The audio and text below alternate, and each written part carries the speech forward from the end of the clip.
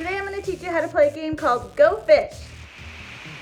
The first thing you're going to do is make a set of flashcards. So you make a set of flashcards and then you make a second set. So you have the same words twice.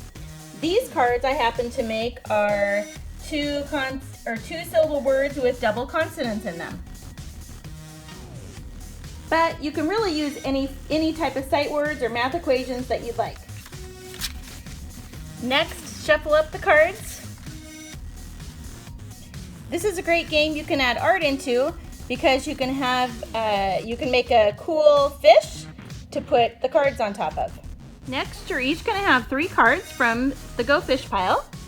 And make sure you look for pairs. If you have a pair, you can keep that aside. And if you don't have a pair, you're going to ask your partner for a card. So I would say, do you have apple? If your partner doesn't have the word apple, then they would say, go fish. And you would choose a card from the Go Fish pile. Make sure you read the word each time you say one. So apple, let's see if I have a match. I do, so I'm going to set it aside. And then it's my partner's turn. Or you can go again. You can make up the rules.